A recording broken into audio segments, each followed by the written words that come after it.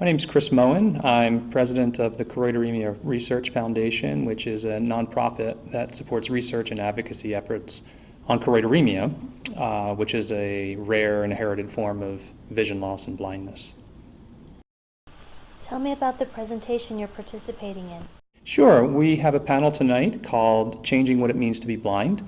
It's sort of an unusual panel for ARVO. It's comprised of patient advocates and visually impaired individuals to talk to the scientists and the clinicians about what it's like to be blind and maybe change some of the perspectives on vision loss and how we live and cope with those things, in addition to how scientists or clinicians might better interact with patients.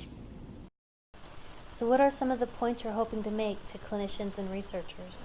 I think the main point that I want to get across tonight is that we need to redefine the conversation between doctors and patients. Oftentimes patients walk away from a visit with a scientist or an ophthalmologist with the understanding that there's no treatment for their disease and that nothing can be done for them, and that they should, as we call it, go home and go blind. And we need to change that dynamic for patients. We need to educate scientists and clinicians that while there may not be a treatment for that disease or an effective treatment, that there can be success even in the face of vision loss, and that there's so much available currently in terms of accessibility options, adaptive technologies, or mobility aids for visually impaired people to still have very successful and robust lives. I also want to try to make the point that there are long-term effects of vision loss in areas such as mental health and other medical illnesses, and for doctors to try to address those during patient visits as well. Mental illness is very common among the visually impaired, and patients are often uncomfortable talking about it with their doctors, let alone their ophthalmologists.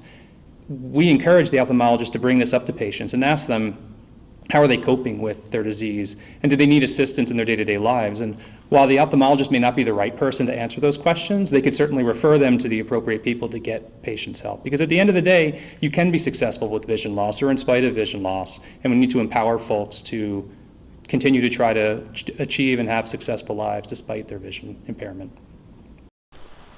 What do you feel is most important as a coping strategy for people with low vision?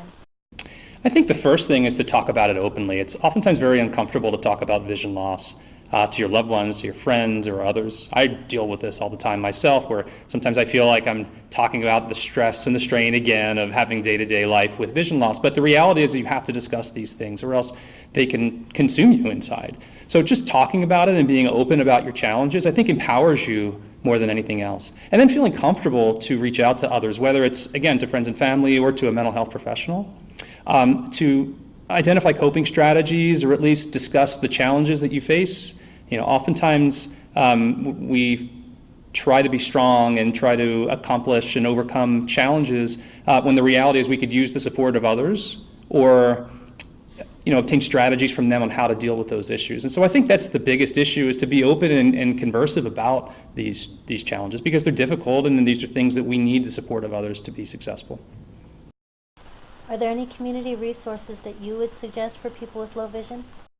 Of course, there's a number of national organizations that can assist with these areas. Organizations like the American Federation for the Blind, the National Federation for the Blind can assist with those. Typically as well, each state has a state-run organization for the visually impaired. Obviously, depending upon the state in which you live, you can identify those resources and they can connect you with organizations to support you.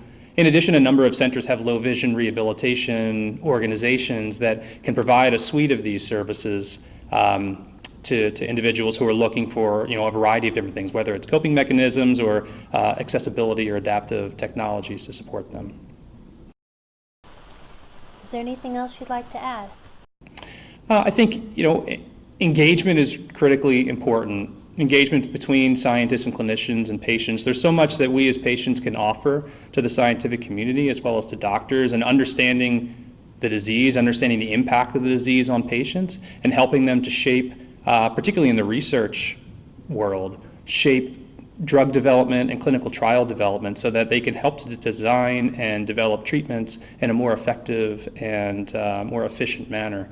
So that the end result is we get treatments to patients that are going to be helpful to patients and at the end of the day meet their needs. That's, I think, a critically important piece.